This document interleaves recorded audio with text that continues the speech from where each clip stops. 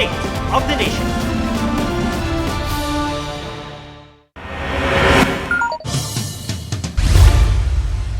Putol dahil sa super bagyong Ophel ang San Jose Bridge sa Cagayan.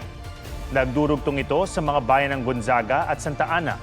Nawasak ang tulay sa gitna ng flash floods na dala ng bagyo. Marami ang stranded, napilitan ding lumusong sa ilog ang mga residente. Kinukumpuni na ang tulay. Ngayong gabi, patuloy ang pagtatambak ng graba sa gumuhong approaches nito. Target daw ng DPWH na mabuksan ang kalsada mamayang madaling araw. Matapos ang bagyong Ophel, banta naman ngayon ang bagyong Pepito. Bukod sa matinding ulan at hangin, may babala na ring daluyong o storm surge. Kaya alinsunod sa utos ng pamahalaan, may mga sapilitan ng paglilikas. Live mula sa Daet, Camarines Norte, may live report si Sandra Aguinaldo. Sandra? Atom, dito nga sa Daet ay pinaghahandaan ng LGU itong pagdating ng bagyong Pipito at yung daluyong na maaring dala nito na pwede raw umabot sa 2 hanggang 3 meters. Kaya nga po nagsagawa dito ng forced evacuation at meron po mga pamilya na ngayon pa lang ay sa mga evacuation center na magpapalipas ng gabi. For Marcel and even before. Bukod sa hangin at ulang dadalhin ng Typhoon Pipito, storm surge o daluyong isa sa mga binigyang diin sa briefing ng National Disaster, Risk Reduction and Management Council o NDRRMC. Mahigpit ang direktiba ng Pangulo. Again, I know that the critical element when it comes to storm surge is not the distance from the high water, from the high tide mark, but it is the elevation above the high water mark. That is the key element. If it's a 3-meter storm surge, we have to get people at least 5 meters above that level. Nais niya raw maiwasan na sa mismong evacuation center pa magkakaroon ng casualty. Utos ng DILG ngayong gabi pa lang magpalikas na mula sa mga coastal area ng Bicol, Calabarzon, Eastern Visayas at Cagayan. Hindi na residente pinag-uusapan natin. Pinag-uusapan natin yung Eastern Seaboard simula Region 8, Region 5, Region 4 at Region 2. Ilikas na yung mga tao ngayong gabi pa lang. Ito ay mandatory evacuation. Pipilitin talaga na mag-evacuation lalo na sa coastal kahit ayaw nila. Sa Lucena City, Quezon, maagang nagpaalala ang Philippine Coast Guard sa mga nakatira malapit sa dagat tungkol sa bagyo. Iniutos na rin ang preemptive at forced evacuation sa mga lugar na mataas ang banta ng baha. Ang bangka ng mga mangingisda hinila na mula sa dagat. Yung pong gamit ko sa amin, nakaredy na po kanina pang maga. Kung hindi susunod ang ating mga kababayan, tinalaga na rin ang PNP at ang Army na tumulong sa pagsiguro ng forced evacuation sa ating mga kababayan na hindi susunod. May forced evacuation na rin sa Daet, Camarines Norte. Sa eskwelang ito inilikas ang 80 pamilyang naninirahan sa baybayin. Sa Sorsogon, nagpatupad na ng curfew at bawal munang bumiyahe kung hindi mahalaga o emergency response. Sa Del Gallego, Camarines Sur, itinali ang mga bubungan at itinaas na ang mga bangka. Sa Vera Catanduanes, maagang lumikas ang mga residente dahil sa banta ng bagyong Pipito. Sa Giwan, Eastern Samar, inabisuhan na rin ang mga nasa coastal areas tungkol sa banta ng storm surge. Sinuspindi muna ng LTFRB simula kahapon ang biyahe ng bus at truck pa Visayas at Mindanao via Matnog Port at iba pang lugar sa Bicol Region. Abiso naman ng LTO, iwasan munang mag-land travel kundi kailangan lalo na sa NCR at karating lugar patungong Bicol. Ipinunto ng Pag-asa ang rapid intensification o ang mabilis na paglakas ng bagyong Pipito sa loob ng 24 oras, gaya ng nangyari sa mga magkasunod na bagyong Marcy at Nika. Sa mga nakalipas na taon, malaking pinsala ang iniwan ng typhoon at super typhoon tulad ng bagyong Egay, Guring at Karding na nag-rapid intensify rin sa loob ng 24 oras. Yes, Atom, bukod nga po sa forced evacuation ay meron din tayo mga kababayan na sila ay nagkusa na na lumikas at meron ding nagkumahog ika nga na mag-stock ng kanilang mga supplies. Katunayan, meron tayo nakita kanina na isang malaking grocery store na halos ubos na yung tinapay. Bukod dyan, Atom, sa ngayon ay wala pang ulan dito pero inaasahan po na ipagpapatuloy bukas yung forced evacuation at magkakaroon din po raw ng tinatawag na pre-positioning ng mga tauhan sakaling merong mga ilangan ng rescue. Yan muna po ang pinakahuling ulat mula dito sa DAET. Atom? Maraming salamat, Sandra Aguinaldo. Nagbalik sa Philippine Area of Responsibility ang bagyong Ophel na tinutumbok ang Taiwan. Perwisyo ang dinulot nito sa mga taga-norte na ilang beses nang binagyo. May report si Darlene Kai. Pagmantay angin ay tuklap ang bubong at giba ang pader ng ilang silid. Sa ganitong sitwasyon, darat na ng mga guro't mag-aaral ang paaralang ito sa Barangay Santa Margarita sa Bagao, Cagayan na bugbog sarado sa Super Typhoon Ophel. Ang iniwang bakas naman ng bagyo sa bayan ng Gonzaga, mga naanod na trosong galing umano sa mga kinalbong bundok. Nasira ng mga ito ang palayan ni Jose. Tinangay pa ng baha ang mga alaga niyang baka at baboy. Ang bukod tanging baka niyang nakaligtas, pinagtulungang alisin mula sa mga troso. Mahirap explain, ma'am. Kasi alaga namin, kabuhayan din namin ngayon. Bahala ng mama, ang Panginoon. Dahil umaraw na, pinayagan na rin makauwi ang mga lumikas, kabilang ang mga katutubo. Sa Ilagan City, Isabela, makapal na putik ang sumalubong sa mga nag-COE ang evacuee. Nakakapagod na lumikas, maghakot ng mga gamit, ganun, mas babalik. Maglilinis ng talagang mahirap, sir, talagang buhat ko namin dito, sir. Baha pa rin ang mga taniman. Hindi rin madaanan ang isang tulay. Sa bayan ng Kabagan, umabot sa 22 million pesos ang halaga ng pinsala ng bagyo sa agrikultura. Napakahirap kasi siyempre, 2 beses nang naba yung pananim ng tatay ko. Siyempre madadagdagan pa yung utang namin. mamimigay po yung local government unit namin ng mga libreng seeds, ng mga abono. Walang natirang bubong. Asan yung mga bubong? Sa Adams, Ilocos Norte, nagtitiis ang mag-anak ng bahay na ito na sira pa rin mula ng tamaan ng bagyong Marce noong 1 linggo. Panalangin lang po na sana po matapos na yung ng bagyo. 3 sityo sa Adams ang isolated dahil sa mga nasirang tulay at kalsada ayon sa MDRMO.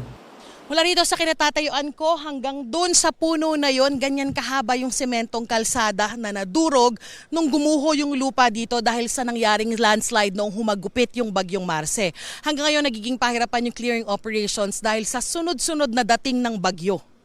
Pag pinagawa natin yung mga roads or landslide, pag umulan naman, naguguho na naman, nawawala. Tapos sayang kasi yung airport, nawawala tapos ganun. Hindi namin maayos-ayos yung daanan namin.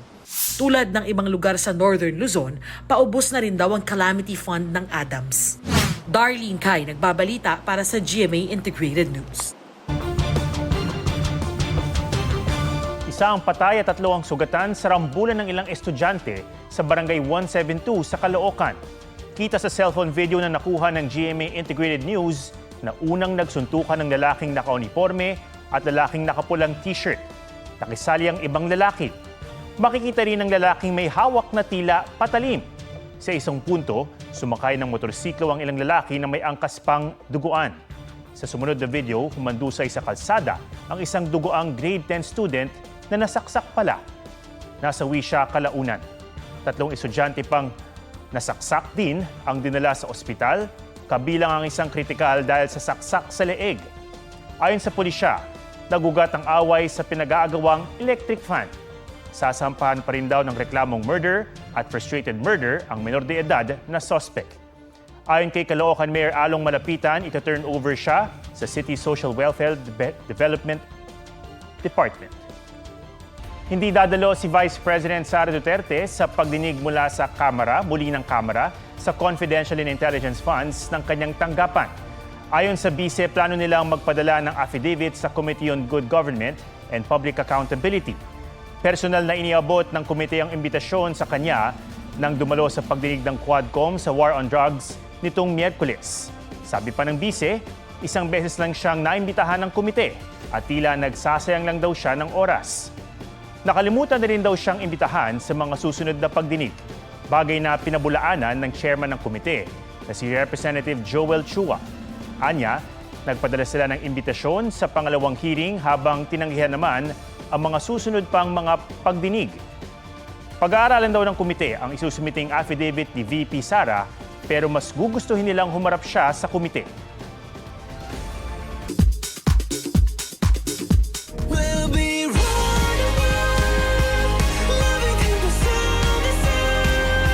Running Wild single ni BTS Jin na bahagi ng kanyang debut solo album na Happy, layong maghatid ng positive vibes and energy.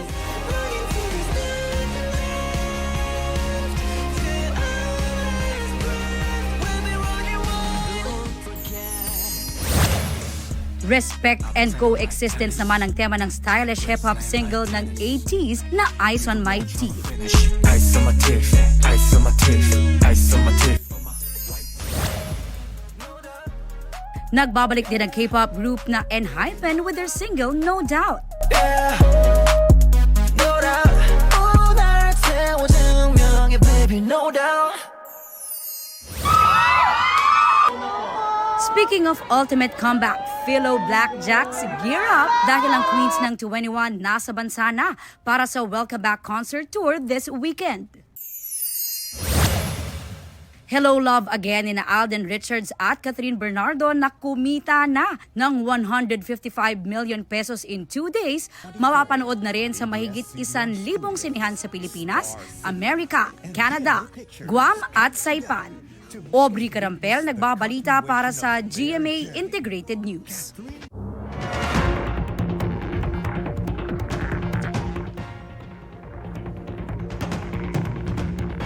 Sinampal ni Mike Tyson na makakatunggaling si Jake Paul sa weigh-in ng kanilang heavyweight boxing match. Agad siyang pinigilan ng iba pang nasa stage habang tila tinutuya pa siya ni Paul. Batay sa ilang ulat, gumanti si Tyson dahil tinapakan siya ni Paul. Sa edad na 58, nagbabalik sa boxing ring si Tyson makalipas ang 19 na taon.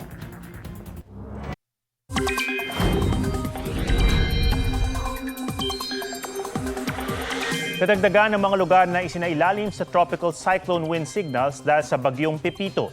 Nakataas ang signal number 2 sa northern at eastern portions ng Camarines Sur, Catanduanes, eastern portion ng Albay at eastern portion ng Sorsogon, northern at eastern portion ng Northern Samar, northern portion ng Eastern Samar at northeastern portion ng Samar.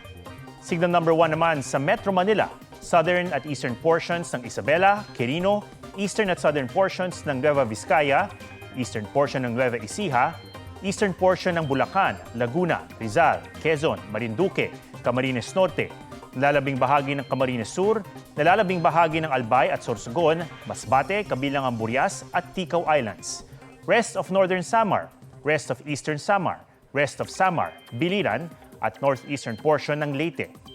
Sa latest bulletin ng Pag-asa, patuloy na tinutumbok nito ang Catanduanes. Huling namataan ng bagyo, 305 kilometers silangan ng Giwan, Eastern Samar. May lakas yan ng hangin ng 155 kilometers per hour at bugsong aabot sa 190 kilometers per hour. Patuloy ang pagkilos ito pa west-northwest sa bilis na 25 kilometers per hour.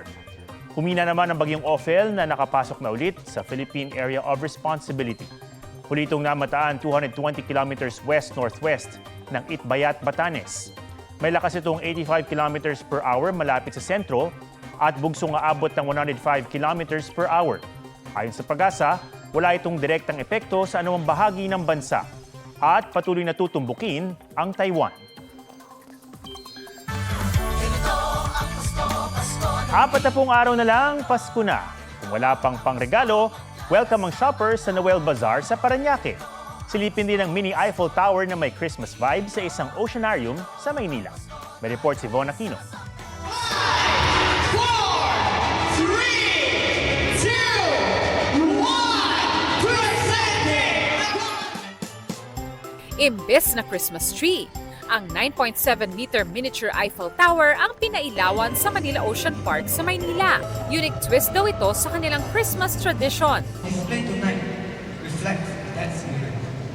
we hope that as the light goes up, they will bring joy, peace, and togetherness to everyone here. May lumilibot na miniature cars na in-enjoy ng mga batang guests mula sa isang orphanage at settlement house. Ilang awiting pamasko ang inihandog sa mga park-goers. Nag-perform din ng song and dance number ang mga bata mula sa orphanage. Ang bilog na ilaw na kanilang dala, simbolo raw ng kanilang mga pangarap. Accessories, apparel, gamit pang-bahay, pang-travel, pati mga one-of-a-kind pre-loved items ng inyong favorite Kapuso stars, lahat yan mabibili sa Noel Bazaar 2024 sa Parañaque. Ang bawat pagbebentahan sa Noel Bazaar ay mapupunta sa beneficiaries ng Kapuso Foundation, lalo na sa mga nasalanta ng sunod-sunod na bagyo. Abangan ang Noel Bazaar sa World Trade Center at Alabang sa susunod na linggo. Von Aquino nagbabalita para sa GMA Integrated News. Yan po ang State of the Nation para sa mas malaking misyon at para sa mas malawak na paglilingkod sa bayan. Ako si Ato Maraulio mula sa GMA Integrated News, ang News Authority ng Pilipino.